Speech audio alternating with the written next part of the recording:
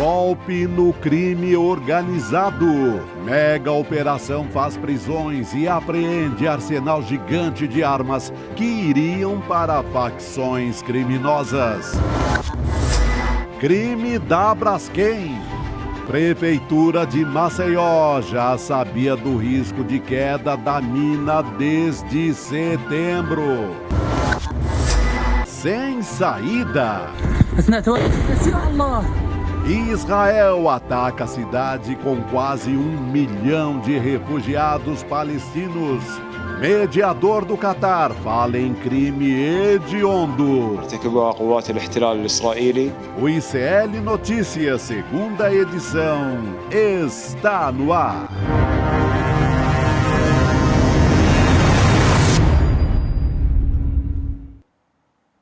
Olá, boa noite, seja muito bem-vindo, seja muito bem-vinda. ICL Notícias, segunda edição, está no ar. Boa noite para você que nos assiste nos canais do Instituto Liberta, Eduardo Moreira no YouTube. Hoje é terça-feira, 5 de dezembro de 2023 e por aqui a gente começa um programa com muita notícia. Boa noite, Chico Pinheiro. Boa noite, querida Gabi. Boa noite para você que está em casa, você que está nesta câmera. Isto aí, você que está ligado no ICL Notícias desta terça-feira, com muita coisa para a gente dizer aqui, para ficar de olho no Brasil. Tem muita coisa e eu acho que a nossa audiência já sacou que a gente tem alguma coisa diferente aqui no estúdio hoje, né? Que é uma incógnita. Menina, apareceu isso aqui, isso aqui. O que será que tem nessa caixa? O que será que tem nessa caixa, né? Já tem muita gente se perguntando aqui, ué. Mas nessa câmera aqui, mostra lá. Isso aqui parece o negócio do Coringa lá do Batman, né? Que tinha, não é? O Coringa não tinha uma coisa assim, uma interrogação na roupa? Olha lá. Dá uma chacoalhada, tá meio silencioso. Charada, é o Charada, né? O Coringa é o Charada. É, o Charada. Ó, boa, verdade. Vivo não tá, porque o balanço ele não fala nada. Se devia abrir, abre. Não pode abrir, a gente vai ter que fazer de repente suspense. você abre, é uma bomba. Mas o que será? O que você acha que tem aí, hein, Chico? Tem a menor ideia. Você tem alguma... Tem umas estrelinhas aqui, ó. Aqui, ó. Pegar aqui. Eu não abro esses trem. Alguém fechou, não sou eu que vou abrir. Olha aqui. Tem umas coisas de explosão aqui, ó. Tá vendo? Aqui, ó. Bom, a gente não sabe o que tem, ou a gente sabe e não pode contar. Eu posso também estar fazendo suspense. Não, mas... bicho vivo não é. É. Vamos perguntar para quem está bicho. nos assistindo o que você acha que tem dentro dessa caixa. A gente não pode te contar ainda. Hoje de manhã, inclusive, ela já apareceu por aqui também. É porque a gente tem logo, a gente vai ter, né, o spoiler do que vai acontecer, mas a gente só vai contar no dia 7 de dezembro, né? Quinta-feira. Quinta-feira, então. E eu não vou saber, porque eu não vou estar aqui. Ah, Chico, aí você vai ter que assistir. Você vai ter que assistir para saber o que a gente vai contar aqui para a nossa comunidade. Na hora que você abrir, me manda uma mensagem. Tá bom. Se eu descobrir antes, eu vou tentar apurar para descobrir o que é. Aí eu te conto. Isso. Tá bom? Tá bom. Pode deixar. Mas vamos começar as notícias dessa terça-feira. A gente vai falar... Claro, mais um dia falando sobre a guerra, né? A gente teve uma operação também da Polícia Federal sobre armas, né? Uma quantidade, dezenas de milhares de armas que foram entregues, né, a facções brasileiras. A gente vai falar ao longo do programa a respeito disso com o Leandro Demore. A gente vai também entrevistar Glauber Braga, que ao longo da nossa programação. Teve também Nicolas Ferreira, né, que foi se auto-intitula transfóbico, né? Com Duda Salabert. Né? Eu sou a Nicole, então... Vamos falar a respeito disso também ao longo do programa. Tem muito assunto a partir de agora. Chico, a gente vai começar falando sobre Flávio Dino, né? Flávio Dino e Paulo Gonet, né? Os dois indicados pelo presidente Lula para a sabatina no Senado e poderão depois, dependendo da votação de senadores, o ministro da Justiça, Flávio Dino, ser indicado para mais uma vaga no Supremo Tribunal Federal, no lugar da ex-ministra Rosa Weber, e Paulo Gonet, na Procuradoria-Geral da República. Os dois estão trabalhando, conversando com os senadores, né, explicando por que eles estão aptos e qual a importância de cada um desses cargos Esse aqui, o Paulo Gonet, parece que não está tendo muito problema, não. Agora, há uma campanha feroz dos fascistoides, da extrema-direita, dos bolsonaristas ou bolsonaropatas, se você preferir, porque eu acho que isso é mais ou menos uma doença, né? Depois a gente explica até por que é uma doença. Tinha um deles hoje explodindo aí na internet, dando aula para policiais, recomendando que o policial estuprasse moças que tinham acabado de morrer, ainda estavam quentes no necrotério. Estupro não é mais uma mulher. Quer dizer, eu chamo isso de bolsonaropata.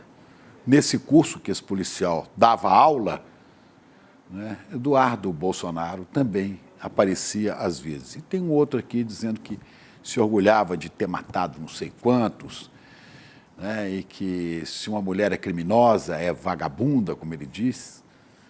Eu também mataria logo, e matei muitos. Matava logo a mulher e o filho, porque você elimina o mal pela raiz. Quer dizer, este é o pensamento da extrema-direita, dos bolsonaropatas, que estão irritadíssimos com a possibilidade cada vez maior do ministro Flávio Dino assumir uma vaga no Supremo.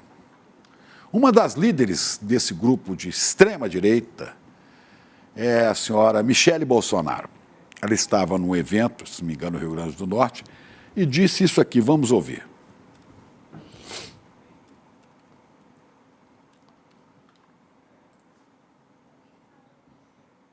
A gente está com o vídeo, parece que na agulha, mas a gente tem que rodar o vídeo, daqui a pouquinho a gente vai continuar. Não é possível? Sobre isso. Agora sim, ontem, temos. me posta uma foto com a palavra de Deus.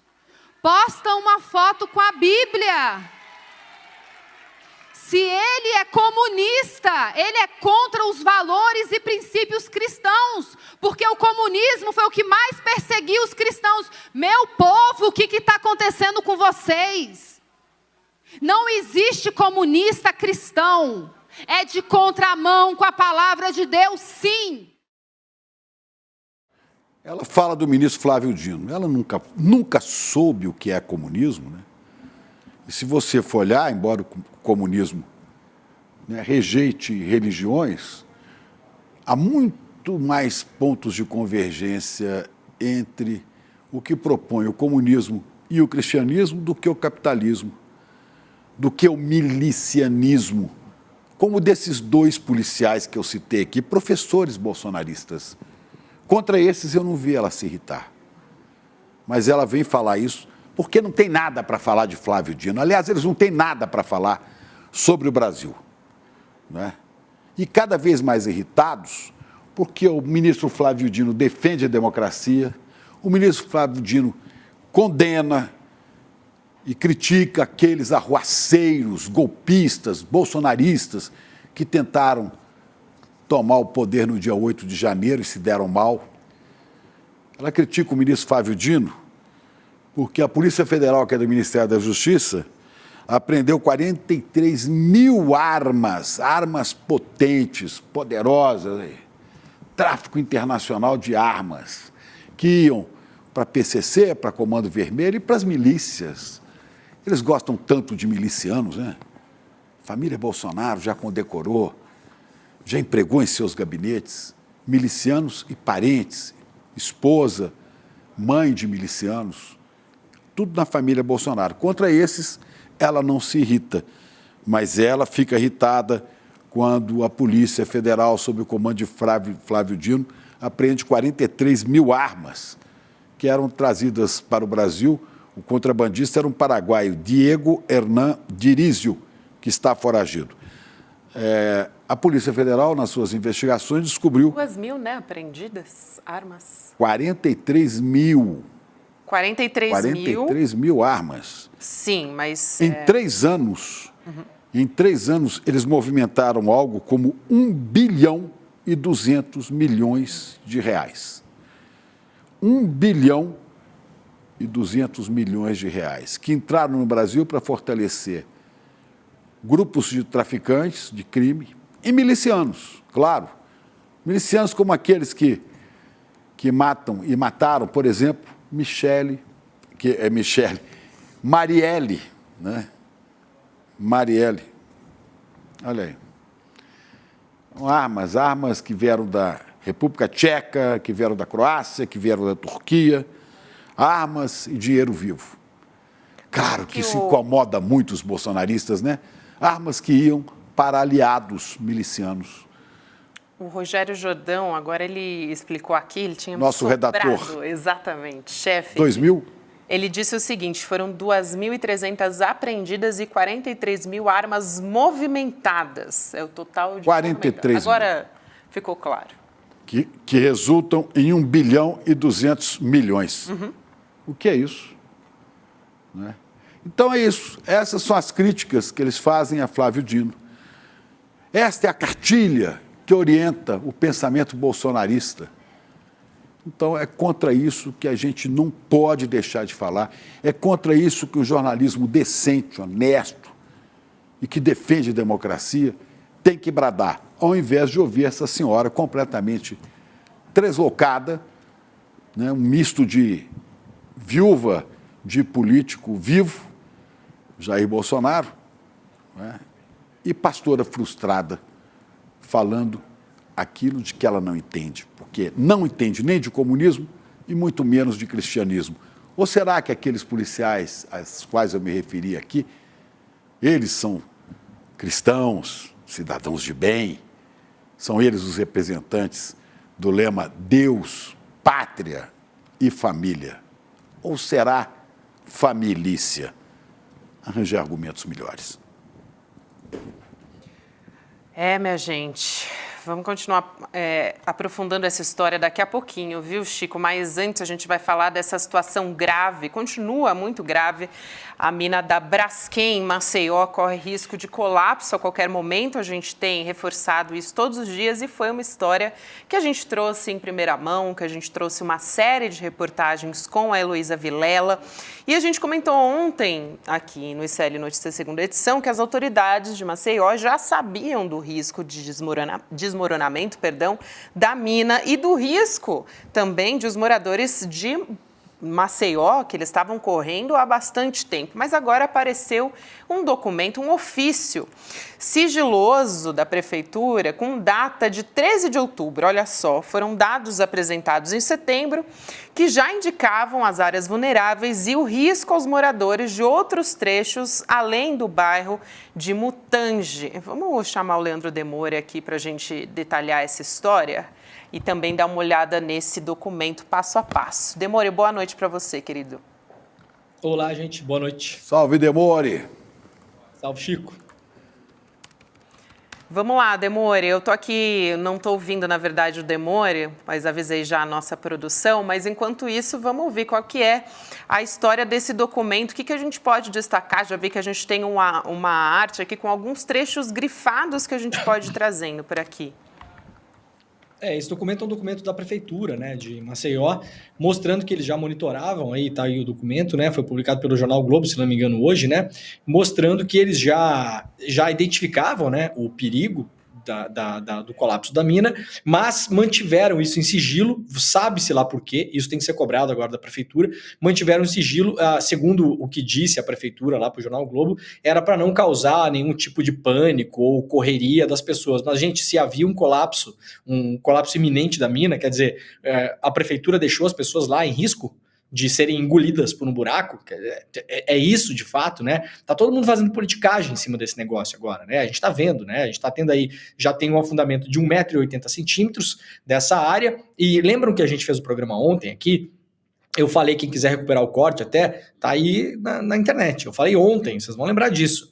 Eu falei, eu vou dar o benefício da dúvida para a Braskem, né, e para as autoridades, para a autoridade do meio ambiente de Maceió, mas eu duvido, falei isso ontem, eu duvido que essas pessoas já não sabiam, inclusive conclamei as pessoas aqui para mandarem documentos, pessoas que trabalham na Braskem, que trabalharam na Braskem, podem mandar os documentos para a gente, porque a gente vai analisar os documentos e vai publicar os documentos, né? Eu duvido que eles não sabiam da gravidade, eu duvido que isso já não está contabilizado nos possíveis prejuízos da empresa, porque a partir do momento que eles sabem disso, que a prefeitura sabia disso, já tem todo um plano de contenção de imagem. A Braskem vai colocar publicidade no Big Brother Brasil esse ano, gente.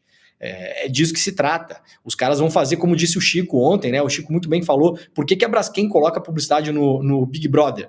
Alguém vai comprar alguma coisa? Você vai no supermercado hoje e compra algum produto da Braskem? Não é consumidor final que está preocupado com isso, né? Então, eles estão fazendo, claro, um plano de contenção de danos na imagem, um plano de lavagem pública da imagem e, obviamente, como eu falei ontem, já é quase um instinto de jornalista, porque a gente sabe como essas coisas funcionam, essas empresas não são pegas desprevenidas. Isso aí não aconteceu do dia para a noite. Tá aí, ó. Braskem no BBB.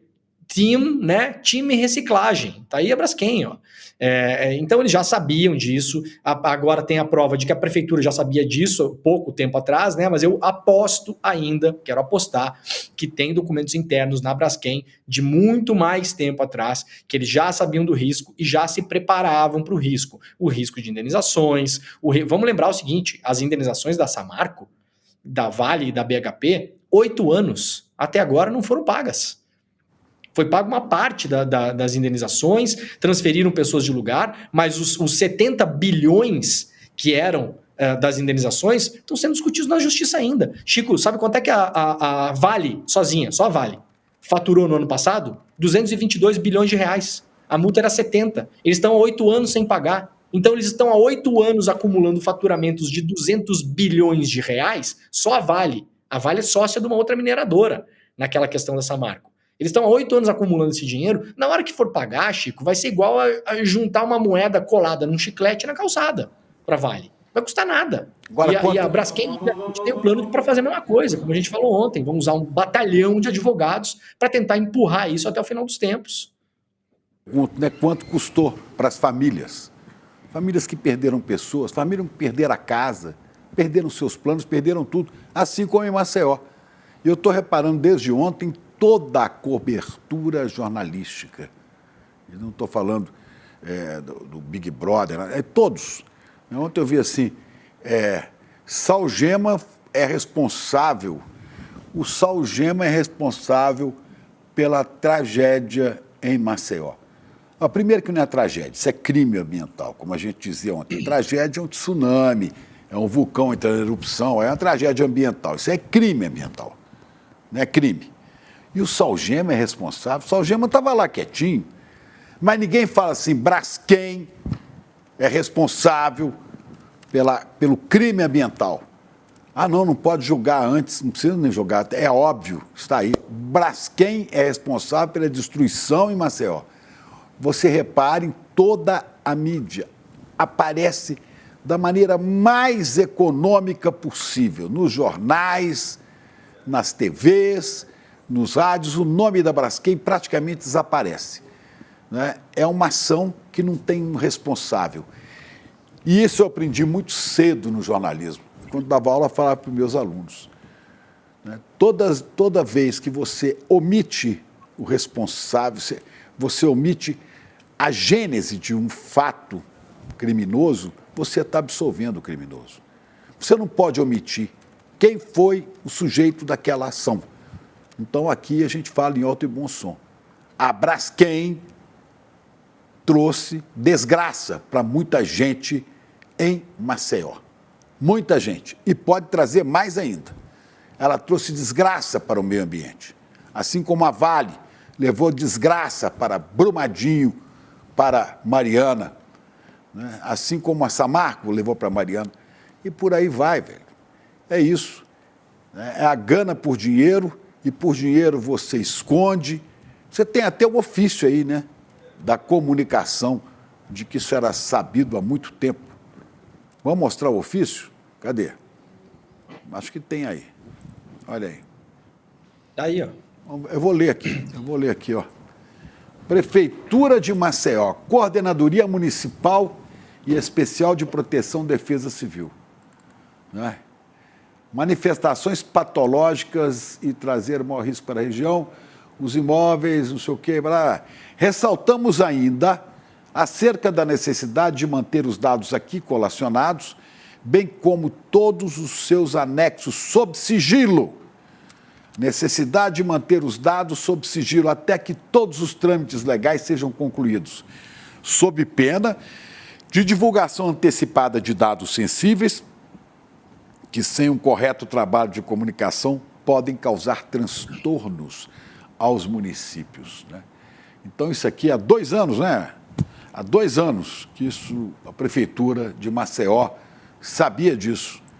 Mas não, isso pode trazer transtorno.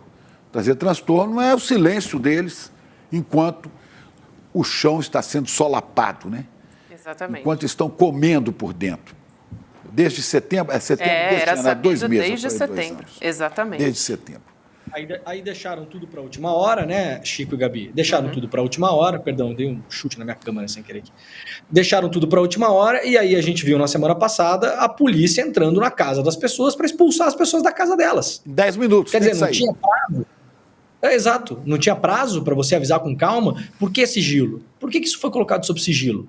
As pessoas não tinham prazo para se defender, para tentar melhorar a situação? Era possível ou não preencher essas minas com areia, como agora estão tentando fazer? Aliás, tirando areia de lugar que não pode, né? Está tentando resolver uma coisa, um problema criando outro.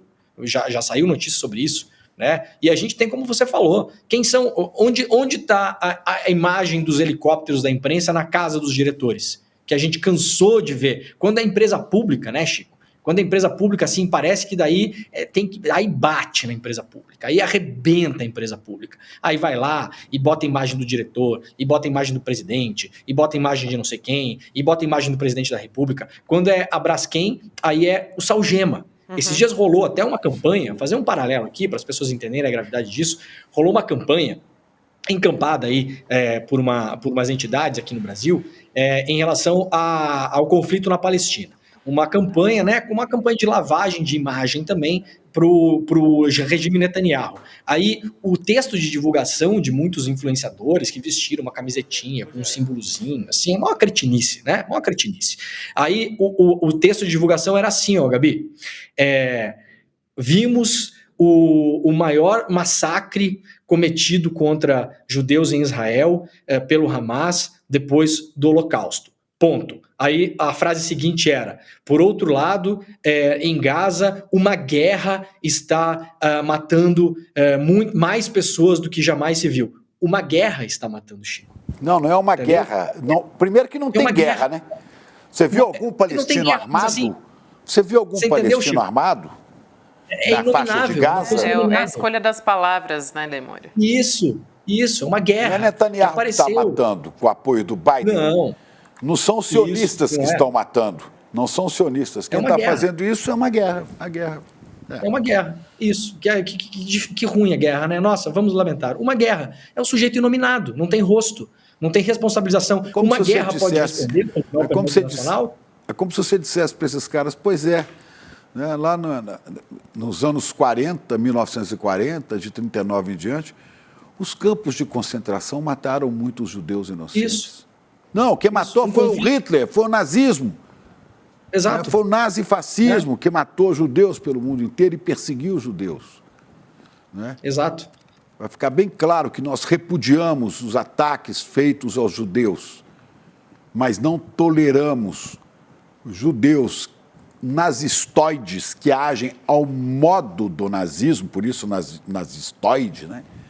Estão fazendo com as pessoas na faixa de Gaza. A gente vai mostrar ainda hoje. Isso. A gente vai mostrar ainda hoje, a gente vai falar sobre essa história ao longo do programa, mas voltando a falar de Braskem, hoje o Instituto do Meio Ambiente do Estado de Alagoas informou que multou a Braskem em mais de 72 milhões de reais por danos ambientais. 72 milhões. E muito também dinheiro, pelo risco de colapso e desabamento da mina 18 na região do Mutange, Maceió. Agora, quando a gente fala 72 milhões de reais, né, para quem está nos ouvindo, pode parecer que é muito, mas para Braskem, isso não é nada, né, Temori?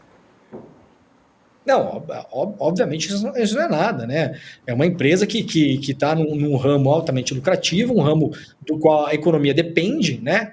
Fabricação de PVC, plástico, né? O ramo da petroquímica, né? O petróleo ele reage a diversas temperaturas e pressões e pode gerar desde combustível até plásticos, do poliuretano, PVC, dos mais variados tipos, né? E lembrando, Gabi, que a Braskem, ela é um símbolo máximo do que a gente fez no Brasil com as privatizações. A Petrobras ainda é sócia da Braskem, não é controladora, né? Hoje de manhã até o Edu falou sobre isso, né? Tem ali sim uma responsabilidade, acho que a Petrobras deveria também encampar essa defesa dos moradores, deveria colocar ela, a Petrobras, se colocar na frente e falar, nós somos aqui sócios minoritários, nós não controlamos a empresa, como não controla de fato, mas no que depender de nós, isso aqui vai ser assim, assado, assim, a gente vai pagar indenizações imediatamente, a gente não vai brigar na justiça. A Petrobras poderia se colocar assim, afinal de contas é uma empresa pública, né? Poderia se colocar a favor do povo. Acho que é um papel que a Petrobras tem que ter também nesse momento. Agora, a Braskem, ela surgiu da compra de várias empresas públicas, principalmente subsidiárias da Petrobras. Começou lá em 1979 e principalmente com as privatizações do Fernando Henrique Cardoso, nos anos 90, eles foram comprando subsidiárias da Petrobras, até se tornar uma empresa controlada pelo poder privado. Então tá aí o exemplo, né, do grande poder privado, que é melhor que o público. Tá aí, ó, a Vale, Samarco, BHP, Braskem. A gente vê as tragédias que acontecem, os crimes que acontecem com essas empresas privadas. E aí, nesse momento, sempre tem uma passação de pano, porque botam dinheiro aqui, porque botam dinheiro ali, porque o CEO é meu amigo, porque esses presidentes dessas empresas, né, Chico e Gabi, eles rodam sempre pelas mesmas empresas. Então, o cara, hoje ele tá na Braskem, ele vai para Samarco, depois ele vai para Americanas, depois ele vai para o Itaú, depois... Então, assim, é um clubinho de meia dúzia de pessoas, essas pessoas todas se protegem, são muito ricas e, como diz o Edu hoje de manhã, né, obviamente, dinheiro traz poder. Então, a gente está lutando aí contra um poder estabelecido. Vocês tenham certeza, a cobertura que está acontecendo em relação a isso, ela é limitada até o limite em que não dá para esconder. Então, assim, alguns jornalistas estão fazendo dentro das redações o trabalho para publicar isso até o limite que não dá para esconder. E daqui a, vou chutar, 10 dias, ninguém mais vai estar falando nisso. Só vai se falar nisso se abrir o buraco mesmo lá e engolir o troço. Agora, se estabilizar, e estabilizando já é ruim, porque, de novo, já afundou 1,80 m, já aniquilou um bairro inteiro, 20% do território urbano de Maceió está sob risco, gente. Coloquem isso no mapa da cidade de vocês e pensem como seria na cidade de vocês. Se isso aí estabilizar desse jeito, esse pedaço de Maceió vai virar um bairro fantasma e ninguém mais vai falar disso. Vocês podem ter certeza. E aí a gente vai assistir o Big Brother com campanha da Braskem para reciclar plástico. Demore, me lembra também o caso de São Paulo, né, da Enel, ou Enel, que eu prefiro. Né? A empresa que assumiu a eletricidade na cidade de São Paulo, energia elétrica, privatizada, competente, deixou aqui, tem morador de São Paulo que ficou aqui 6, 7 dias sem luz, perdendo coisas em casa, perdendo congelados, com prejuízo para um monte de gente. Né? O que vai acontecer? O prefeito foi lá, já em campanha para voltar, para ficar na prefeitura o ano que vem, o prefeito foi, né? Fez como disse o Edu hoje, fez a papagaiada dele. Depois o governador Tarcísio foi também, fez a papagaiada dele, fizeram todo o barulho. Aconteceu o que com a Enel? Nada. Aí o CEO, o chefão da Enel, saiu, pediu demissão, foi embora. Aí botaram outro, está tudo resolvido. Está tudo resolvido. E essas coisas, né, Chico, as pessoas não sabem dos bastidores, mas a gente sabe muito bem como funciona. Essas coisas, muitas vezes, elas são combinadas. Deu um apagão em São Paulo, metade da população está sem luz. 6 dias depois tem 300 mil casas e comércios sem luz. Aí o prefeito chega lá, numa reunião da Enel, e fala o seguinte, olha, eu vou ter que falar, eu não posso não falar sobre isso, vocês entendem, né? Então pega eu vou mal, falar, né? Pega mal, então vocês sabem que eu vou falar. Não é surpresa para o presidente da Enel que o prefeito de São Paulo vai dar uma porrada na Enel num dia no jornal. Isso já está combinado, isso já está tudo certo, já está dentro. O presidente da Enel vai falar, não, tudo bem, vamos lá, a gente vai lidar com isso, depois a gente bota um dinheiro num patrocínio, numas coisas aí, né? No próximo festival de música, a gente muda o logotipo, a gente bota um logotipo colorido, bota um bichinho de pelúcia no logotipo e fica todo mundo fofo e fica todo mundo bem. Então essas coisas, até as críticas são combinadas, né, Chico? Exatamente. Gente, também tem essa história que a gente adiantou aqui na abertura do programa, né? Chico Pinheiro trouxe os detalhes. A Polícia Federal, que é, caso você não saiba, subordinada ao ministro Flávio Dino, né? Esse que a direita elegeu como um inimigo, deflagrou hoje uma mega operação contra um grupo suspeito de entregar, a partir da Europa e do Paraguai também, 43 mil armas de fogo para facções brasileiras, dentre essas facções o PCC, também o Comando Vermelho.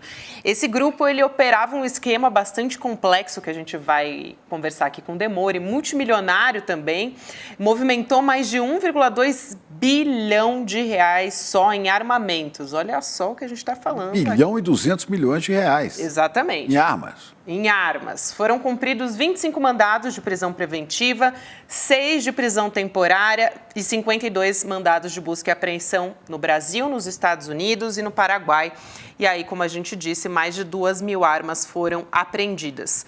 Quer dizer, parece que o Flávio Dino, né, como está dizendo a extrema-direita que não gosta de combater crime organizado, vai bastante na contramão dessa retórica aí da extrema-direita, né, Demore? Essa operação me preocupou bastante, sabe por quê, Gabi? Porque é o seguinte, a legislação paraguaia ela é muito mais frouxa em relação à importação de armas. Quem já foi para o Paraguai, eu nasci próximo da fronteira com a Argentina, próximo da fronteira com o Paraguai, fui milhares de vezes para o Paraguai. Conheço muito bem o Paraguai. Você vê lá coisas que você não vê no Brasil, por exemplo, segurança de porta de loja usando calibre 12, né? Usando armamento pesado, assim, em segurança de loja, segurança civil, né? Não policiais.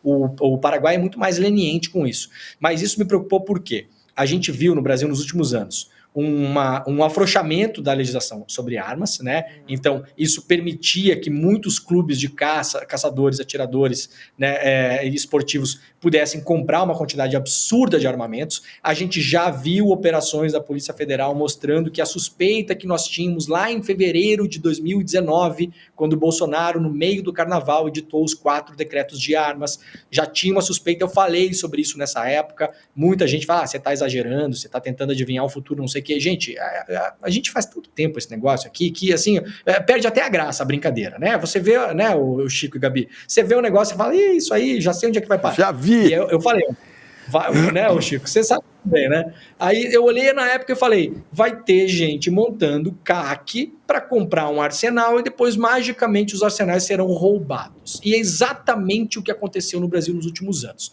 Só que essa operação me preocupou por quê? Eu vou dar rapidamente aqui como era o cenário até poucos anos atrás.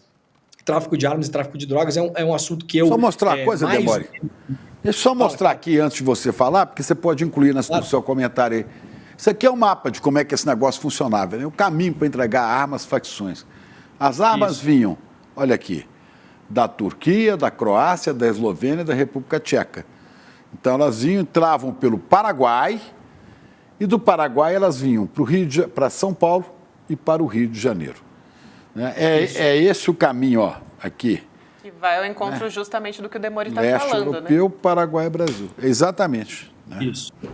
Essa rota, Chico, ela é conhecida já desde os anos 50, 60, quando tinha já grupos de italianos e franceses, principalmente na América do Sul e também no Brasil, de mafiosos italianos da União Corsa, da Unione Corse, né, os corsos, e também de Marsella, que tem um grande porto na Europa, que é uma boca aberta para todos os tráficos do mundo. A máfia francesa, né? A máfia francesa e a máfia italiana também, né? A máfia Cosa Nostra, a máfia siciliana. Essa é uma rota conhecida como rota caipira, né? Que ela pega uma parte do Paraguai ali, uma parte dos países que fazem fronteira com o Brasil, e ela é conhecida como rota caipira porque ela passa pelo interior de São Paulo, né? Essa é uma rota já bem conhecida. A fronteira com o Paraguai, boa parte dela é uma fronteira seca. Você tem ali o Rio Paraná e o Rio Paraguai numa parte dela, mas você tem uma fronteira seca também. É muito difícil de controlar, passa muita coisa por ali. Agora, o que é que me preocupou e me chamou a atenção, e a Polícia Federal, obviamente, está de olho nisso, né?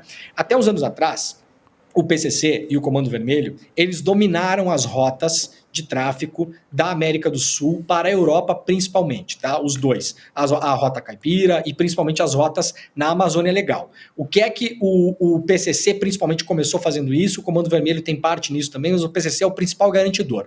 Até uns anos atrás, você tinha as máfias europeias, principalmente, quando elas queriam comprar, por exemplo, cocaína, do Peru, da Bolívia e da Colômbia, que são os principais produtores, ela tinha que mandar garantias para esses países. As garantias, frequentemente, eram pessoas. Então, você pegava uma família mafiosa, você mandava um filho para a Colômbia, esse filho ficava lá na Colômbia, em poder dos produtores de cocaína, né, dos traficantes, e até que o negócio não fosse realizado, ou seja, até que a cocaína não chegasse na Europa e o dinheiro não chegasse na América Latina, ou nos bancos suíços, em Liechtenstein, nas Bahamas, nas Ilhas Virgens Britânicas, em Malta, em Delaware, e por aí vai, esse familiar não retornava para casa. O PCC ele acabou com esse esquema porque o PCC se tornou um garantidor. O PCC entrou nessa coisa como um fiador. O PCC entrou e falou o seguinte, sicilianos, calabreses, napolitanos, franceses, turcos, nigerianos, curdos, que estão com uma máfia muito poderosa hoje, principalmente no norte da Europa, na Suécia.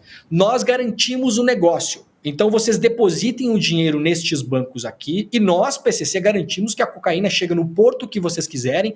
Pode escolher Marsella, Amsterdã, Gioia Tauro, o porto, vocês escolhem o porto, Barcelona, e a gente manda para vocês. E aí, Chico, durante esses anos todos, as armas que vinham parar para o Brasil, que vinham parar na mão do PCC, no Brasil e do Comando Vermelho, da ADA, do Terceiro Comando Puro, de todos os das cartéis, milícias, né? E das milícias, não se esqueça.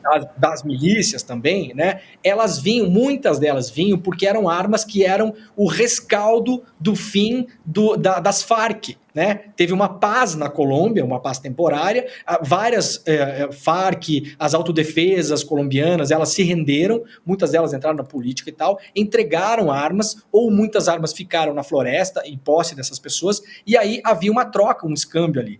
Aparentemente, pela quantidade de armas que a polícia está falando, que entraram no Brasil, 42 mil armas pelo Paraguai, esse estoque das Farc e dessa guerrilha que tinha na Amazônia acabou. Então agora eles estão buscando armas em outros lugares. E isso é muito preocupante, porque você vê aí armas da República Tcheca, que é um grande fabricante de armas, né? Tem a principal fábrica de pólvora da Europa, inclusive a pólvora que está sendo cedida para a guerra da Ucrânia, por exemplo, né? Então, a Croácia também, né? Turquia também. Então, você tá vindo de outros lugares. E aí tem um outro lugar que produz munições, que é um lugar onde produz várias munições piratas de vários armamentos que circulam pelo mundo, que é um lugar chamado Passagem do Quiber, que fica no Afeganistão. Aquela área toda foi conflagrada pela invasão americana, né, do Iraque, depois do Afeganistão. Então também eu posso imaginar que muito da munição que está chegando no Brasil está usando essa mesma rota, está sendo produzida no Afeganistão e em outras áreas e está chegando no Brasil por essa via caipira. Então me preocupou bastante a quantidade, e essa não é uma rota nova, mas a quantidade me dá a impressão que o estoque de armas das Farc, das autodefesas e tal, acabou e está vindo armamento novo por outros lugares que não seja essa guerra do tráfico que tinha na América Latina até uns anos atrás. Agora, você não vê um pio da extrema-direita, dos bolsonaristas, em relação a esse assunto. Nada, né? Primeiro porque Bolsonaro ajudou muito na disseminação de armas, né? E não combateu. Agora que a Polícia Federal, sob o comando do ministro Flávio Dino, né? Que é o ministro da Justiça, ao qual se vincula a Polícia Federal. Quando a Polícia Federal faz esse estrago todo, a desinformada, coitada, a ignorante da senhora Michele faz um comício dizendo que Flávio Dino é comunista não pode ser cristão. Não, cristãos são eles, esse pessoal aí que é cristão, né? Não pode. Hoje eu vi que é um relato de um senador que não quer se... Não quer, é o cristão. Aí é o cristão, aí. Olha lá. Não sei se ele está atirando na cruz. Mas um senador disse assim, sabe, eu até votaria para a vaga do Flávio Dino para o Supremo. Mas eu não posso fazer isso, porque se eu fizer isso, eu acho até que ele é bom. Mas se eu fizer isso, eu estou ferrado. A igreja me expulsa. É um desses falsos pastores que se elegeram, né? A igreja me expulsa. Se a igreja me expulsar, eu perco toda a minha força política e perco a cadeira do Senado. E vão saber que eu votei contra, então não tem jeito, eu vou ter que votar contra. Você vê o tipo de mentalidade, né? O tipo de mentalidade. É esse o estrago que esses fascistóides fazem no país, essa extrema-direita. Chico, um detalhe importante, um dos principais jornais do Brasil chama-se, não é a Folha de São Paulo, nem o Estado de São Paulo, nem é outra Folha. Um dos principais jornais do Brasil é a Folha Universal. Você já viu? Que é o jornal da igreja, né? Da Igreja Universal. Ele é distribuído de graça, eu morei muitos anos próximo de uma igreja universal e toda semana eu passava ali no templo e pegava o jornal para ler o que tinha lá, né? E essa conversa de que é antibíblico ser de esquerda, ela já rola no jornal da Igreja Universal há muitos anos. Já há várias avaliações de pastores, eles fazem leituras da Bíblia para provar por A mais B como você não pode ser cristão e de esquerda.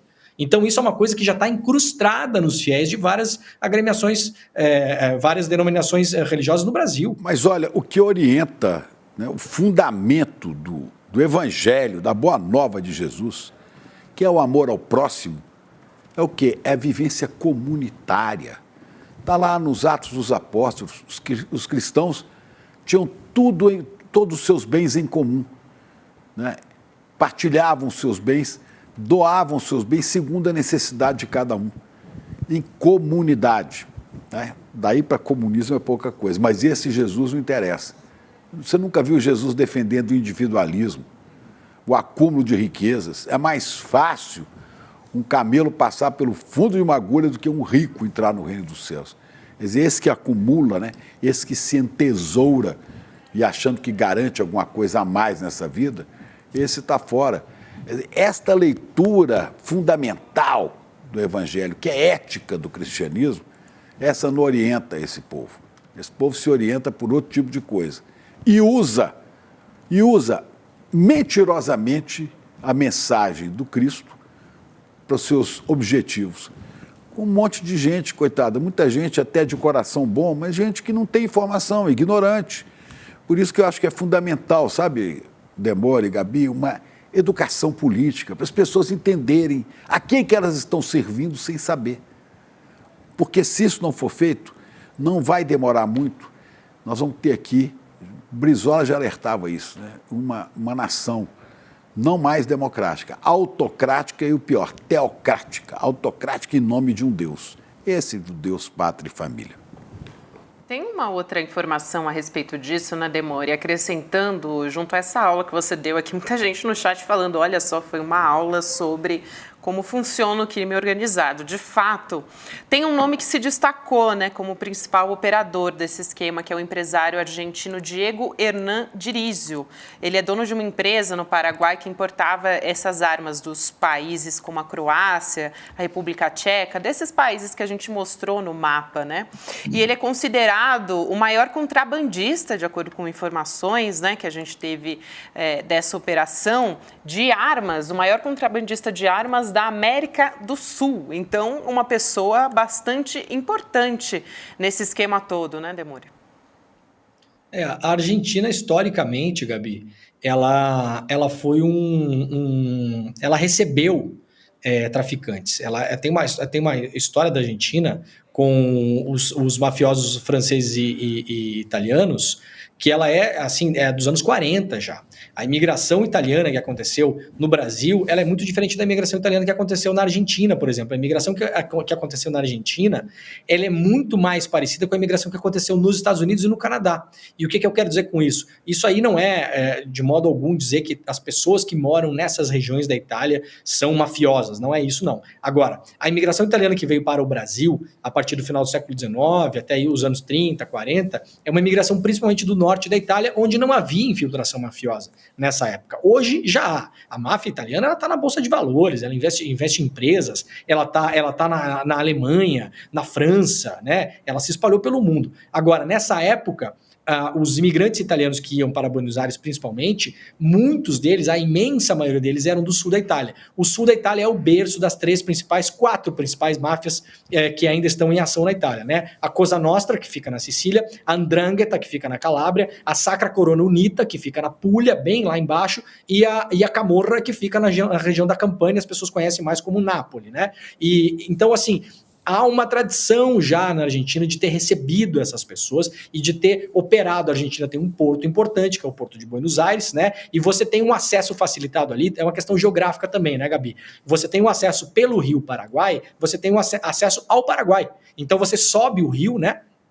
O Rio da Prata, você sobe o Rio da Prata, pela foz do Rio da Prata, você vai dar lá no Paraguai, você vai dar lá em cima. Aliás, é o caminho que o Exército Brasileiro fez em várias batalhas da Guerra do Paraguai, né? A Batalha do Riachuelo foi lutada ali, né? Então, há uma questão geográfica também. Então, os argentinos, claro, têm um envolvimento muito forte com o Paraguai e também tem uma questão seguinte, para encerrar esse assunto. A gente viu a bonança econômica do Uruguai nos últimos tempos. O Uruguai está muito forte economicamente.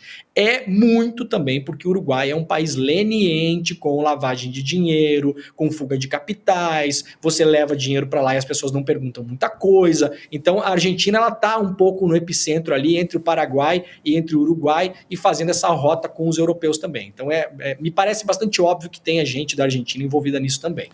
Pois é, Demore, obrigado, a gente vai voltar a se falar amanhã, não sei, né? Amanhã não. Semana que vem, Semana que vem. Semana que vem. Segunda-feira. Isso. Você falou desse povo que foi para a Argentina, só para completar, não se esqueça também que a Argentina foi o maior abrigo de oficiais nazistas que fugiram da Alemanha depois da derrota na Segunda Guerra Mundial. Por isso que a Argentina sofre, talvez por isso é que o Milei tenha vencido a eleição por lá. Falou, Demore. Valeu, gente. Beijo, Demore. Até segunda-feira, Beijo. querido. Meu xará tá em... Ele tá. Meu xará tá on. Tá na espera. E a gente vai falar com o Chico Sá a Xarachico. respeito dos enroscos do bolsonarismo com a polícia e com a justiça. Não falta, né? Mais um. O Supremo Tribunal Federal não está conseguindo intimar o deputado Eduardo Bolsonaro para responder uma queixa-crime por ter, você deve se lembrar dessa história, ele comparou o que ele chamou de professores doutrinadores a traficantes de drogas em julho desse ano. Para quem não lembra, fica aí essa informação, né, indigesta para você, isso aconteceu. Chico Sá, boa noite, meu querido, bom falar contigo. Olha ele. Xará. Boa noite, Brasil, boa noite, Gabi, boa noite, Chico. Bububu. Nossa homenagem ao homem que vai virar cidadão de BH. Pois é, você Ele veja, mesmo. as pessoas querem fazer amigos queridos, né? O vereador Pedro Patrus propõe o título de cidadão de Belo Horizonte. E aí revela, Que o diabo maravilha. revela para Belo Horizonte inteiro que eu não nasci lá.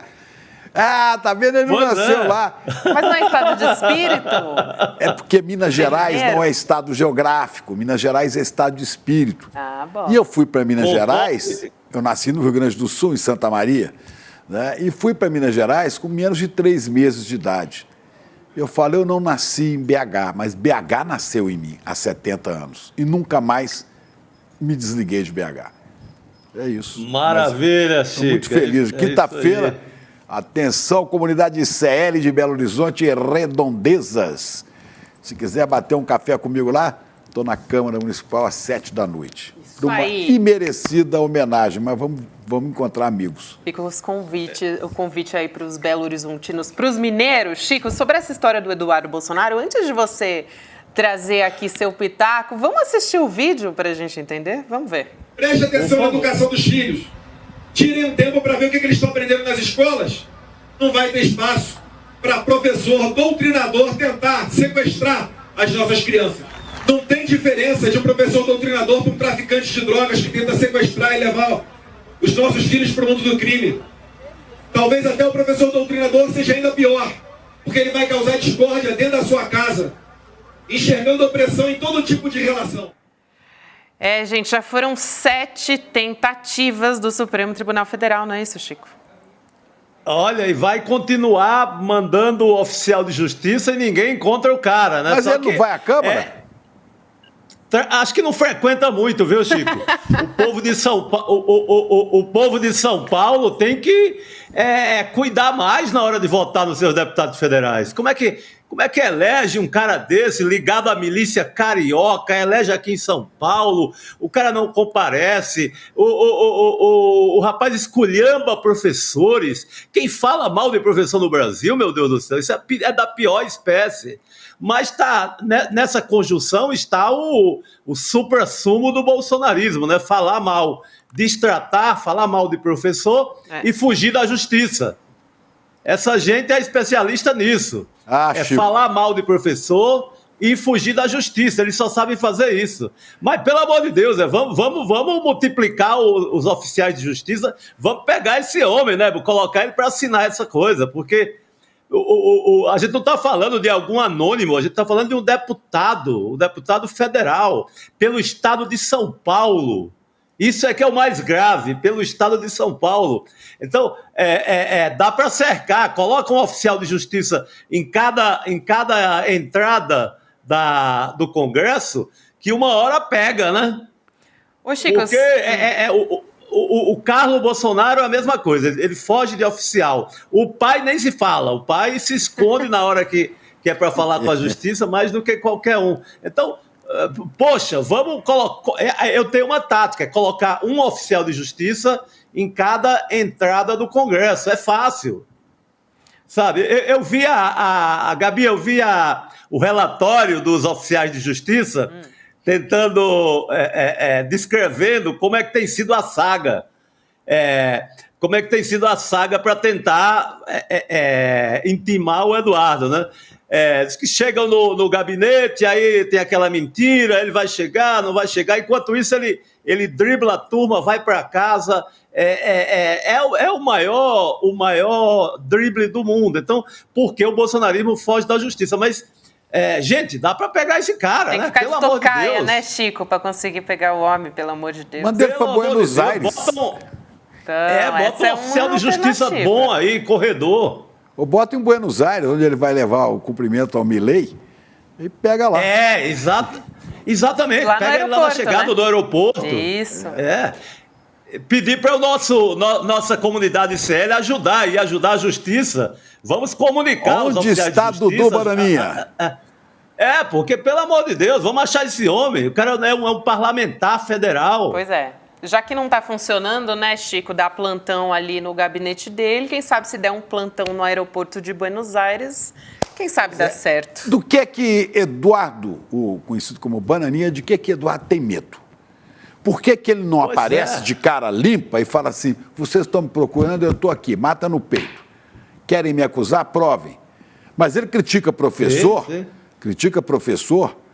né, mas aceita, inclusive já deu algumas aulas, nesse curso de formação de policiais. Tem até um vídeo aqui que não sei se vai dar tempo da gente colocar. Meu Deus do céu. Não, mas não é aquele do cara ensinando a estuprar mulheres mortas, não. Cadáveres? Não, é outro. É de um cara ensinando a matar, né? Como é que mata? Meu Deus se gabando, do céu. eu matei, eu torturei. É de uma empresa chamada Alphacom, né? Esse vídeo está aqui, depois se der alguém põe aí. Porque neste curso, o Dudu já deu aula, o Dudu Bananinha já deu aula. Sim. E contra esses professores, ele não se indigna. Oi.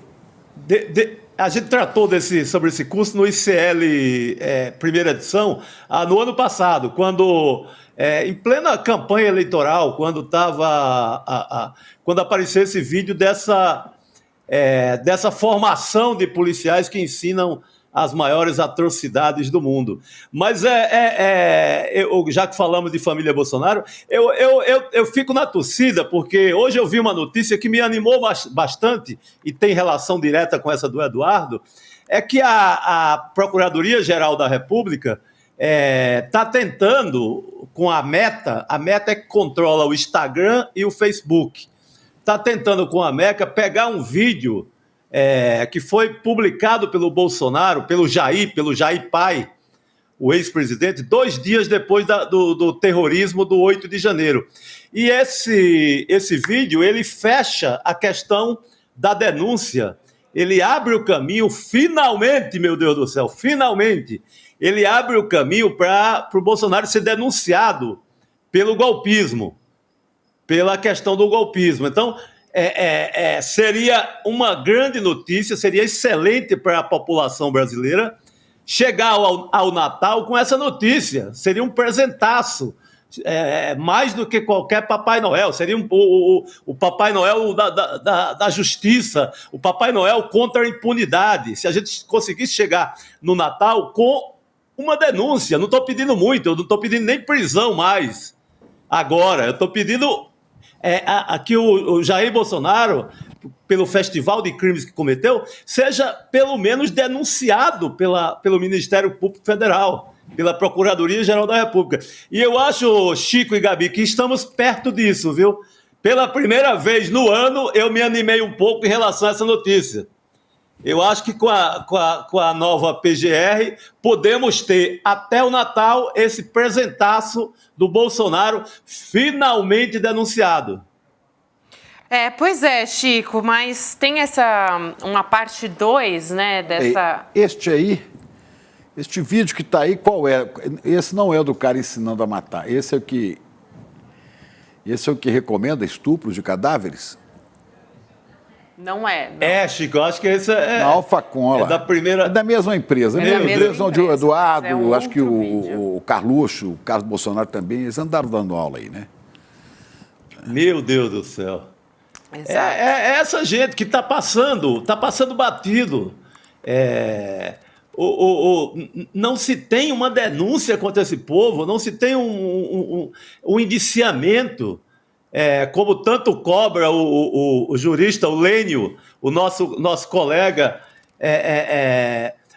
Lênio tem cobrado assim, porque é absurdo que a gente chegue ao final, mais de um ano depois, a gente vai completar um ano da saída do Bolsonaro, e a gente não tem sequer o indiciamento de ninguém peso pesado dessa turma. Até agora ficou só naquela turma de terroristas que quebrou o STF e o Congresso Nacional. Ô Chico, falando de novo sobre Eduardo Bolsonaro, né? A gente brincou aqui sobre pegar ele lá no aeroporto de Buenos Aires, mas é verdade, né? Ele vai estar junto, de fato, lá com o Jair Bolsonaro, né? O ex-presidente, na posse do Javier Milei. Tem uma nota da coluna da Mônica Bergamo na Folha de São Paulo, ela publicou agora de tarde, dizendo que o Bolsonaro, inclusive, já pediu autorização para o Alexandre de Moraes para viajar até a Argentina. Então, ele deve viajar na quinta, ficar em Buenos Aires até segunda-feira. Ele teve o passaporte retido, Exatamente. por ordem do Supremo, do ministro Alexandre de Moraes, embora a Argentina não exija passaporte. Mas ele, para não complicar mais a própria situação, falou que... comunicou. Ele pode, como é na região do Mercosul, ele pode viajar só com o RG, com a famosa carteira de identidade. Mas ele, por precaução, ele comunicou. Mas no ritmo que tem andado a justiça, ele pode viajar tranquilo. Ele está ainda passeando por aí. Mas eu vejo esse destino. Ele agora vai para a festa da posse. Mas eu vejo.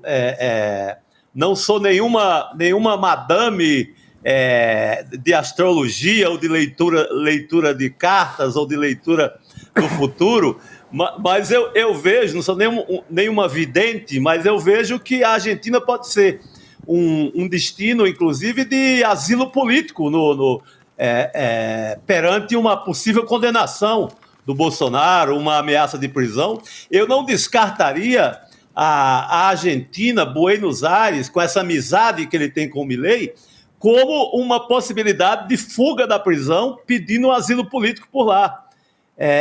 Não descartaria essa possibilidade. Eu acho que isso é para a gente colocar no caderninho e pensar nisso para muito breve, viu? Porque a família tem a proximidade, ele tem proximidade, está indo para a festa.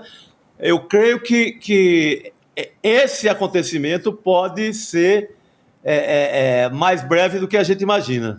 Aliás, como disse há pouco Demore, né, mostrando essa vocação de algumas autoridades da Argentina de receber mafiosos, traficantes, nazistas, e por que não? Exatamente. Um sujeito acusado de golpismo, de roubo de joias, enfim, e se for condenado, né? Pode ser. Com Milei, então... porque eu acho que ele não aguenta esse destino de uma cadeia aqui no Brasil. Ele é muito frouxo para aguentar uma cadeia no Brasil. A papuda te espera, lembra? Lembra ele falando? A papuda te espera. Eu acho que ele corre para a Argentina, viu, Chico? A amizade dele lá já o credencia para uma fuga para Buenos Aires. Vai dançar um tango lá com o Milei. Não dando para tentar o pneumotórax, como no poema de Manuel Bandeira, né? Leiam esse poema, Manuel Bandeira, pneumotórax. O jeito é cantar um tango argentino. Agora, cantar um tango argentino. Sabem quem não vai na posse do Milei? O presidente Lula. Ele já bateu o martelo, gente. Não vai para a posse. Nem deve ir mesmo, né? A gente já tinha falado aqui. Ele vai enviar o ministro das Relações Exteriores, o Mauro Vieira, para fazer ali, né? O Lula, ele gosta de manter o diálogo, né? Para não ficar chato, ele vai mandar o Mauro Vieira na posse, Chico. Não, é importante, manda o Itamaraty, manda a diplomacia, né? Porque ninguém, eu acho que não é hora de brigar com ninguém, nem com a Argentina. Na diplomacia não se briga com ninguém. Vamos continuar com todos os negócios possíveis. A relação com a Argentina economicamente é muito importante, mas aí participar da festa, participar do baile, participar do tango da posse, aí também é demais, né? Deixa o bolsonarismo, deixa a extrema-direita da América Latina festejar. Deixa o Eduardo Bolsonaro, intimado ou não, deixa eles festejarem lá entre eles. Eu acho que tem aí cumpre o papel diplomático, manda um representante e está feita a história. Chico, olha só, chegou uma notícia agora aqui também na Comissão de Fiscalização Financeira e Controle de Segurança Pública da Câmara dos Deputados. Hoje o ministro de Direitos Humanos, o Silvio Almeida, deu uma enquadrada no deputado Kim Kataguiri. Ele estava respondendo, o ministro, uma pergunta sobre uma viagem até Brasília da Luciane Barbosa Farias, que é esposa de um membro do Comando Vermelho, que o Estadão gosta de chamar de dama do tráfico, né? Segundo a reportagem. Isso. E mesmo sem que ela tivesse esse apelido e nem fosse condenada, como o jornal divulgou, a gente tem esse vídeo, vamos colocar aqui para a gente entender o que se trata. É o Nicolas, né? Eu imaginava que o senhor não consideraria suficiente a minha resposta. Falamos que depois o senhor faz videozinhos, cortezinhos para dizer que venceu o debate.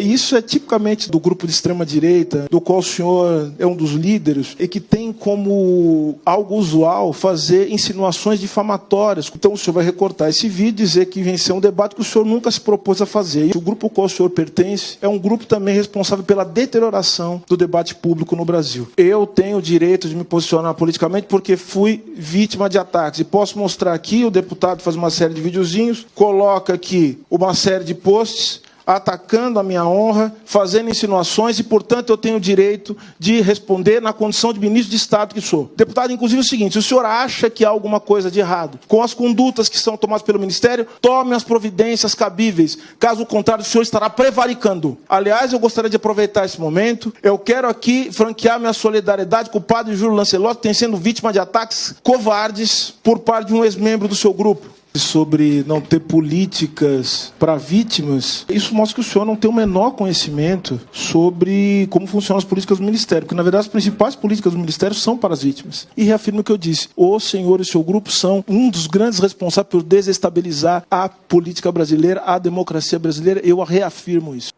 Eu tinha me equivocado aqui, eu falei Nicolas, não é o Nicolas, é claro, é o Kim.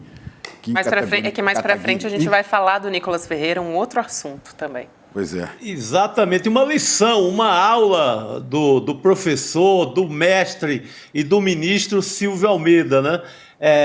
Uma lição como essa gente merece. Uma lição sobre o Estado de Direito, sobre como funciona, sobre a utilidade do Ministério dos Direitos Humanos.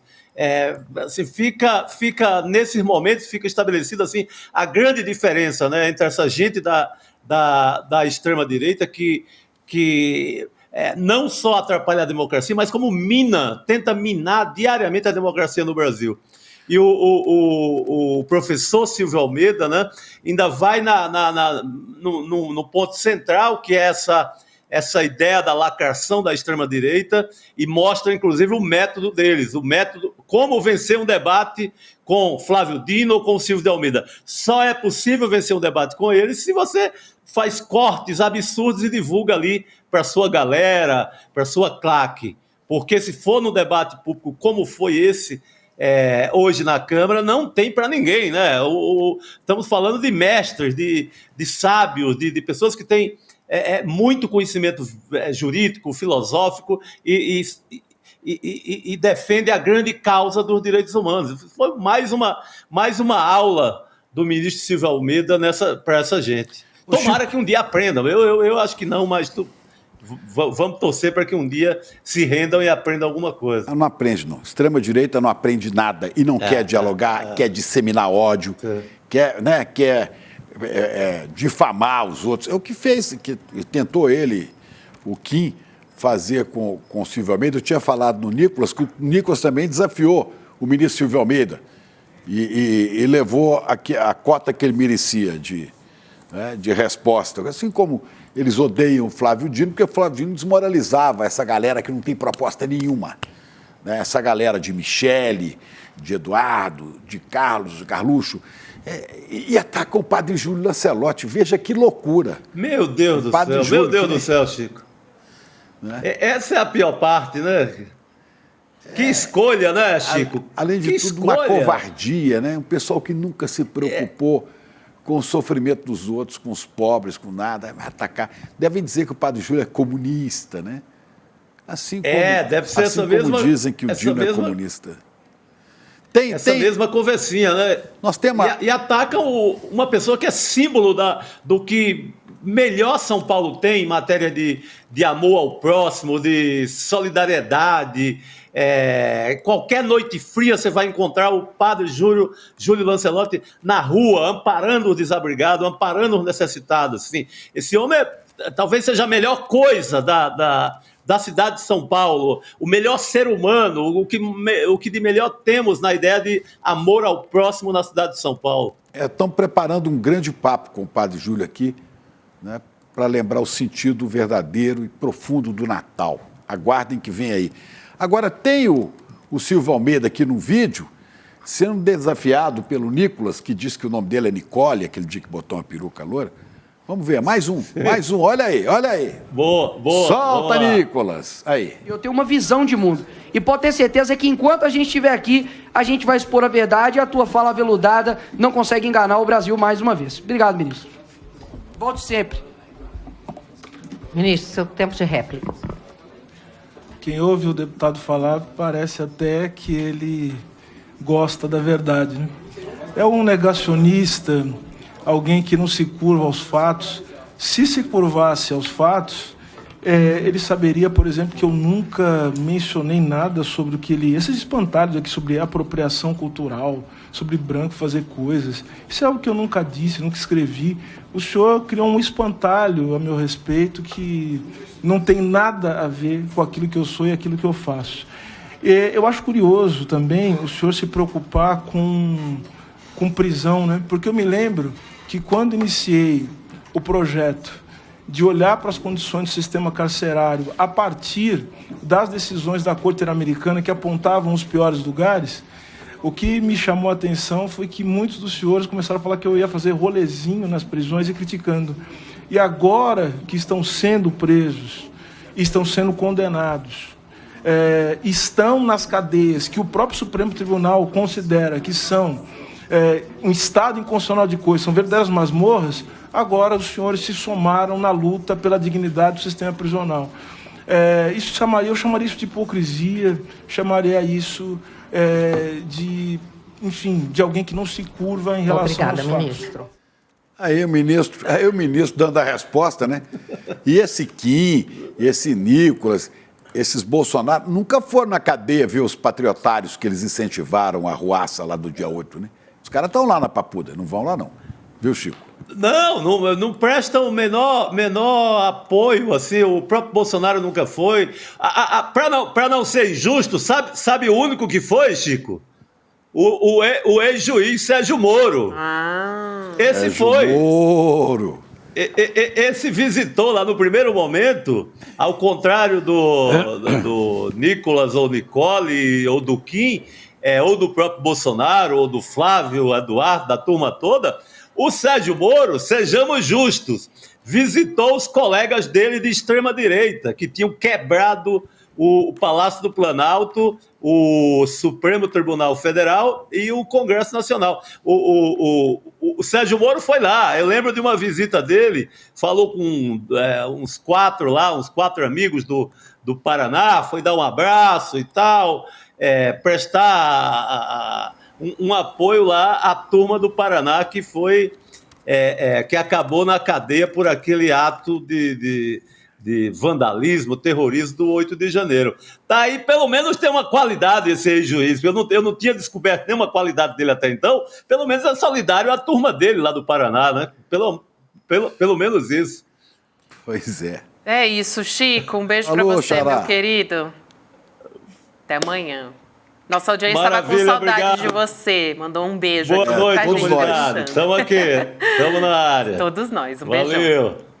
A gente continua por aqui, vai falar com o deputado federal do PSOL, agora do Rio de Janeiro, o deputado Glauber Braga. A gente começa falando da CPI da Braskem. Dou boa noite para o deputado. Seja muito bem-vindo aqui ao ICL Notícias, segunda edição, deputado. Vamos começar falando dessa comissão, né, que foi oficialmente criada no dia 25 de outubro no Senado, mas até agora nenhum partido indicou os membros. E aí, sem essas indicações, não tem CPI, né? A não ser que o presidente Rodrigo Pacheco escolha os nomes, enfrente os líderes, né? Não é muito do feitio do Rodrigo Pacheco. Então, pergunto, vai sair essa CPI? E na Câmara, deputado, o senhor acha que vai seguir essa história? Porque também tem um burburinho a respeito de uma CPI ser instalada, né? Boa noite para o senhor. Boa noite, deputado. Boa noite. Primeiro, obrigado. Boa noite. Obrigado pelo convite de vocês aqui, mais uma vez, para estar falando. Eu atrasei um pouco, porque o Guga Noblar me parou ali no corredor, pediu, inclusive, que eu pudesse prestar contas em nome dele aqui da Câmara, porque estava fazendo um trabalho, uma matéria aqui para vocês, sobre um conjunto de perguntas. Então, por isso que eu cheguei um pouquinho mais tarde. É isso. Eu acho que a tendência da CPI agora é sair, né? Ou seja, a partir do tamanho dessa tragédia que está vivendo Maceió. Não era necessário que a gente chegasse a esse ponto. Agora, não quer dizer que porque uma CPI é instalada, que ela evidentemente vai ter como consequência a responsabilização dos agentes que foram diretamente responsáveis, sendo redundantes, por aquilo que é uma tragédia ambiental nessas proporções. Na Câmara mesmo, as lideranças de Alagoas têm muito a explicar, a começar pelo próprio presidente da Câmara, Arthur Lira. Ou seja, será que até os dias de hoje não tinha um indicativo concreto por parte daquele que exerce todo esse poder, como exerce Arthur Lira, de medidas que fossem de responsabilização da Braskem? Isso, evidentemente, os representantes de Alagoas vão ter que dizer, e aqueles que têm uma articulação tão forte com o setor privado na defesa dos seus interesses dentro do parlamento. Mas, respondendo objetivamente a sua pergunta, eu acho que a partir da tragédia, já mais do que consolidada, há uma tendência agora desses instrumentos poderem avançar um pouco. Sim, deputado. Agora, é muita impunidade, né? Porque esse não é o primeiro caso de devastação promovido por mineradoras. A gente falava hoje aqui no começo sobre Minas Gerais, Vale, né, Samarco, essa coisa toda. E, pelo visto, ali não vai render muita coisa não, né?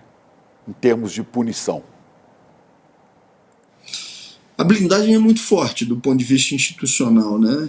Tanto do ponto de vista judiciário quanto do ponto de vista legislativo.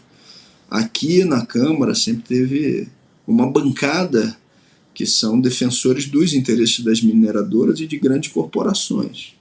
Então, evidentemente, só desequilibra esse jogo por uma responsabilização de fato quando há um amplo processo de mobilização social, reivindicando, cobrando para que isso aconteça. Se a gente deixar só por conta dos movimentos que vão acontecer nos palácios, a gente está ferrado, está frito, né?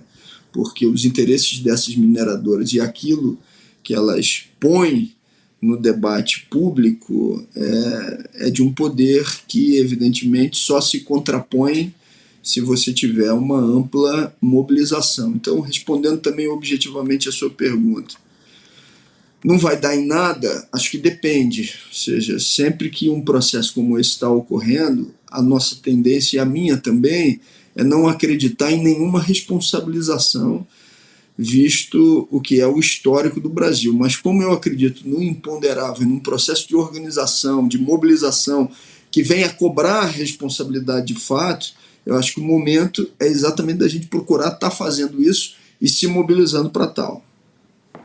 Agora, deputado, a gente falou agora há pouco do Nicolas Ferreira, né? Deputado federal Nicolas Ferreira, que foi condenado hoje em segunda instância num processo movido pela também deputada, né, Duda Salabert.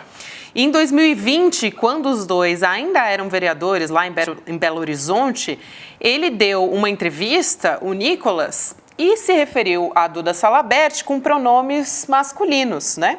Por esse motivo, o Tribunal de Justiça de Minas Gerais manteve essa condenação por unanimidade e reduziu essa indenização de 80 mil para o valor de 30 mil.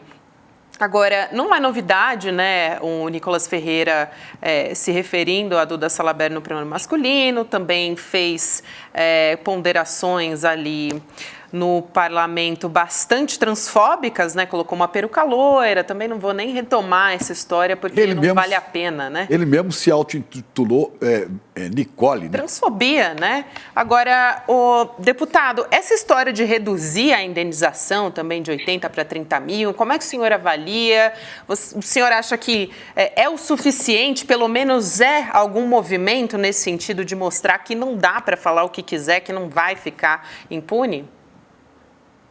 Eu acho que, evidentemente, a responsabilização ela é necessária, independentemente do valor. Agora, é irrisório, né? Porque essa turma de extrema-direita, infelizmente, reúne ali os seus fanáticos, faz as vaquinhas e consegue fazer com que uma penalização como essa, com que uma responsabilização como essa não venha, de fato, a doer no bolso deles. Tinha que ter uma penalização verdadeira, uma responsabilização onde ficasse, de fato, demonstrado que o tipo de ação que esse sujeito toca, como outros aqui da extrema-direita tocam, não pode ser naturalizada.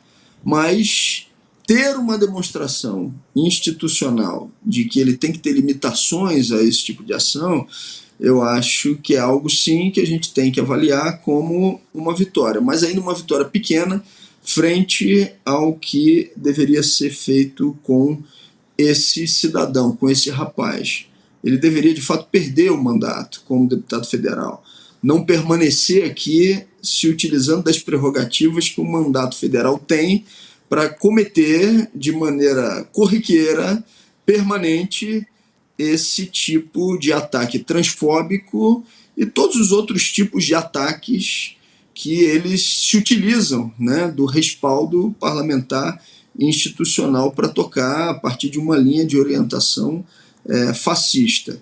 Respondendo, então, sim, a responsabilização ela é necessária, porque ela vai criando os precedentes, mas ainda é muito pouco.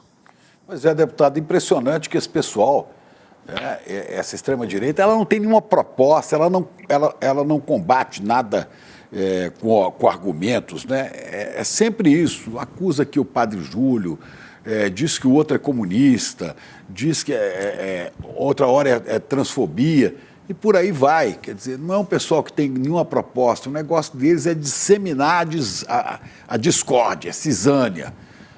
Parece que é isso o tempo todo. Eu nunca vi um debate produtivo com esses caras da extrema-direita, os bolsonaristas no parlamento. Mas chegou mais uma notícia aqui importante, né? Chegou, acabou de chegar, Chico. O ministro Alexandre de Moraes do Supremo Tribunal Federal determinou que a Meta, que é a empresa do Facebook, entregue em 48 horas um vídeo publicado pelo ex-presidente Jair Bolsonaro depois dos atos golpistas do 8 de janeiro. E se essa decisão for descumprida pelo presidente Bolsonaro, ele vai ter uma multa, né? Imposta uma multa diária de R$100 mil, decisão que foi um pedido apresentado na segunda-feira, portanto ontem, né, pela Procuradoria-Geral da República, e a PGR disse que, apesar de Moraes já ter determinado a entrega desde janeiro e voltou a cobrar em agosto, o vídeo ainda não foi apresentado até agora. A Meta. Né? Exatamente. Olha, só para lembrar, esse vídeo, Gabi, é um vídeo em que Bolsonaro... questiona a vitória, né? Diz que foi uma fraude a eleição, questiona tudo. Depois ele próprio retirou o que postou no Facebook, por isso, ele diz que não tem mais, por isso o Supremo está pedindo que, o ministro Alexandre de Moraes está pedindo a Meta, que é a gestora do Facebook, traga este vídeo, né? E depois o Bolsonaro disse, não, eu gravei alguma coisa lá, mas eu estava drogado, estava sob efeito de drogas, que eu estava passando mal, né? Não drogas ilícitas, drogas medicinais. Eu estava doidão, né? Agora, deputado, a respeito dessa notícia, eu acho que vale dizer, né, que a gente até agora não teve uma denúncia, né, contra Jair Bolsonaro nesse sentido, né, a respeito do 8 de janeiro, a respeito dos atos golpistas, de não respeitar o resultado das urnas eletrônicas e uma tentativa, ou foi para as vias de fato, né, o golpe no dia 8 de janeiro. Representações tem muitas, né, inclusive do próprio PSOL, solicitando a responsabilização do senhor Jair Bolsonaro. Eles utilizam isso como método. Agora, por exemplo, ele acabou de dar uma declaração, mais uma vez, demonstrando que o resultado da eleição não foi aquele, tentando induzir as pessoas a essa falácia. E faz isso junto com a movimentação da eleição do Milei na Argentina. Os seus apoiadores fazem uma movimentação no mesmo sentido no espaço da Câmara dos Deputados. Então, a minha avaliação é que a gente tem que contar, sim, com o Supremo Tribunal Federal para essa responsabilização. E os partidos de esquerda que militam, de alguma forma, na institucionalidade, têm que cobrar essa responsabilização e tensionar por ela. Mas a gente não pode ficar só dependente disso. O melhor antídoto contra as tentativas golpistas de Bolsonaro é um processo de organização e de mobilização que, infelizmente, parte significativa da esquerda não está fazendo, não está tocando. É se organizar para além do período eleitoral, é se organizar na rua, porque a gente não pode permitir que eles se sintam à vontade para ocupar o espaço da rua. E um exemplo de quem esteja fazendo algo parecido. Eu considero que o presidente colombiano, Petro, ele tem feito uma tentativa, pelo menos, de uma mobilização a quente contra as iniciativas golpistas. Faz isso mobilizando o povo de maneira permanente, nos bairros, na rua, nas comunidades. Fez isso quando assumiu a presidência da República e mandou para a aposentadoria compulsória dezenas de oficiais das Forças Armadas. Agora, aqui no Brasil, a gente tem, de maneira permanente, uma tentativa de acordo onde oficiais não sejam responsabilizados. É fato que na CPMI do dia 8 de janeiro, e aqui eu cumprimento a relatora por isso, ela solicitou a responsabilização e o indiciamento, inclusive de oficiais.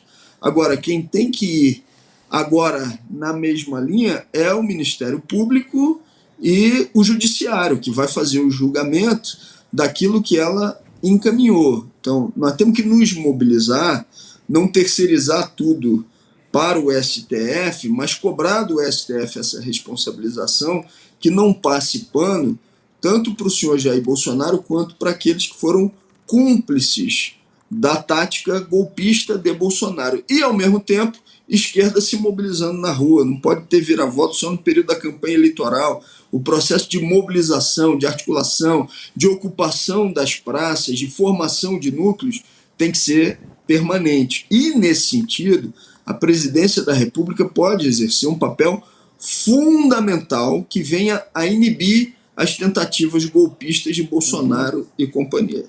É isso aí, deputado. Agradecemos a sua participação, mas só lembrando, essa mobilização de rua, ela é fundamental, mas não só de rua, de educação política para a eleição do ano que vem de prefeitos, porque esses prefeitos vão virar cabos eleitorais de deputados e senadores, muitos possivelmente fascistoides, né? Então tem que haver esta mobilização sim, né? E esperar que o Supremo tome as medidas necessárias para dar o destino que deve ter o golpismo, né? Natural. Sem dúvida.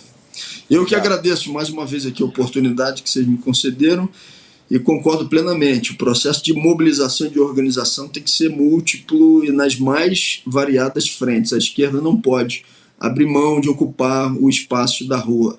A direita e a extrema-direita de orientação fascista o faz ocasionalmente para atendimento de determinados objetivos. Mas quem tem a vocação para a ocupação do espaço da rua é a esquerda. Nós não podemos abrir mão desse papel. É isso, deputado. Abraço grande, até uma próxima. Deputado Valber Braga, deputado federal pelo PSOL, conversou aqui agora, com a Gabi, gente. pode vir o Supremo, né?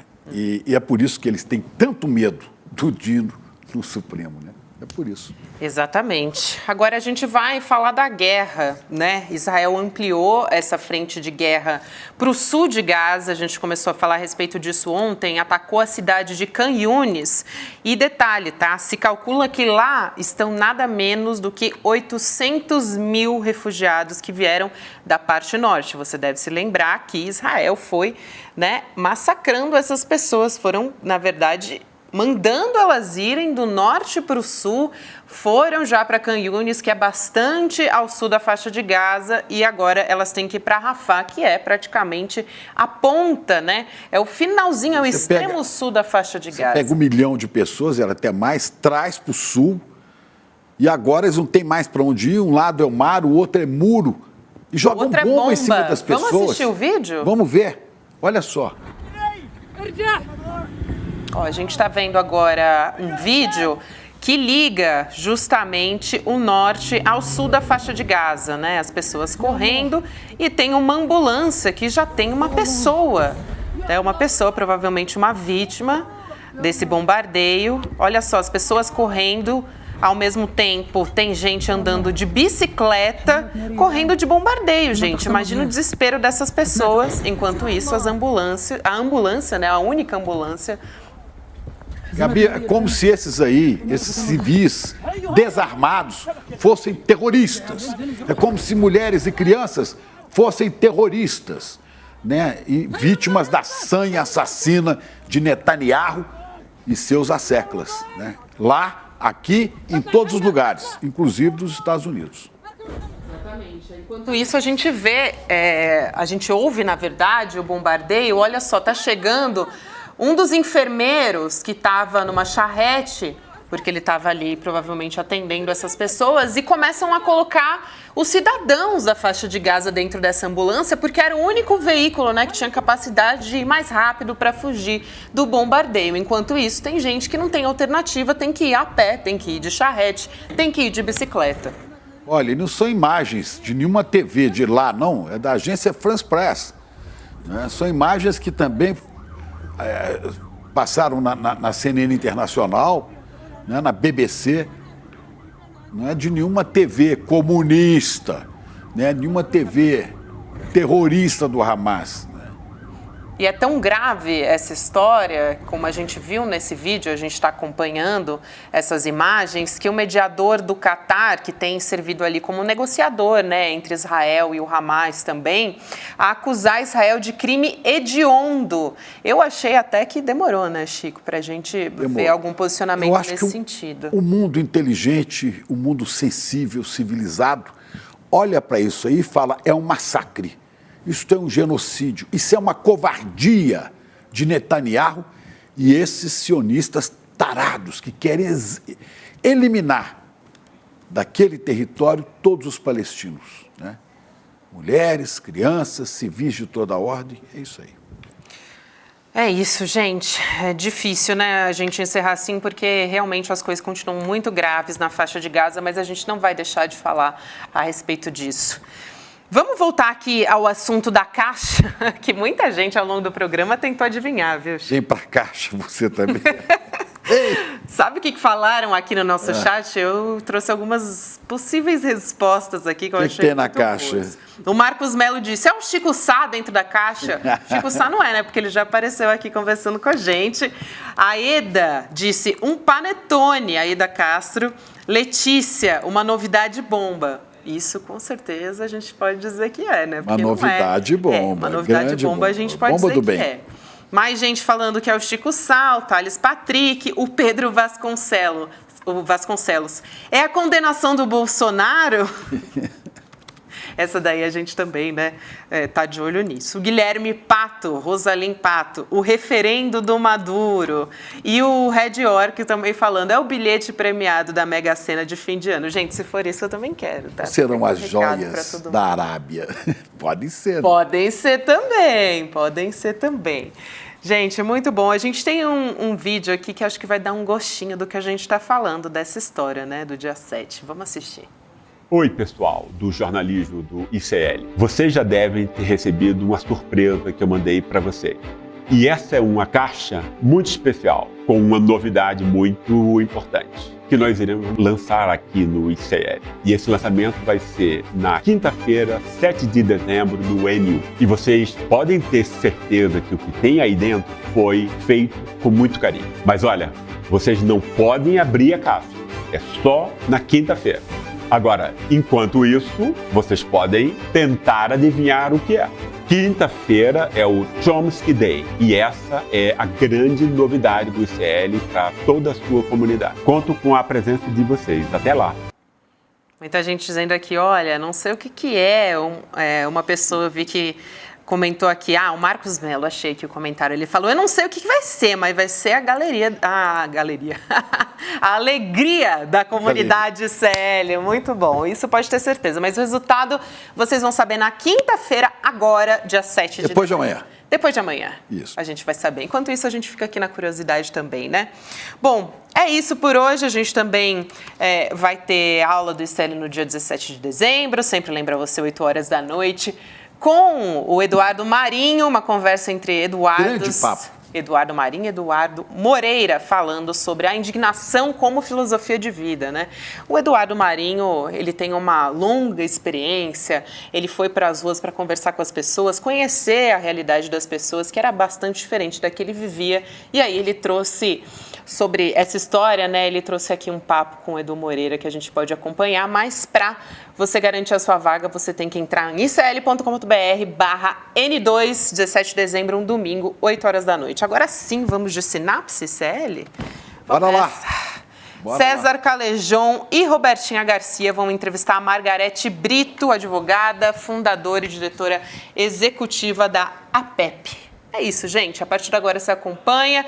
Boa noite, meu querido Chico Pinheiro. Boa noite, minha querida Gabi. Boa noite para você da comunidade ICL. Vamos que vamos. Vamos que vamos. Até amanhã. Boa noite. Até amanhã. Põe na agenda que esse vale a pena. 17 de dezembro, domingo, às 8 horas da noite, Eduardo Marinho, filósofo das ruas, sucesso da internet, das redes sociais por suas reflexões e textos, vai dar uma aula para o Instituto Conhecimento Liberta. Para você participar dessa aula ao vivo e que não tem replay, clique no link aqui em cima ou aqui embaixo e se inscreve agora, gratuitamente. A gente se vê lá.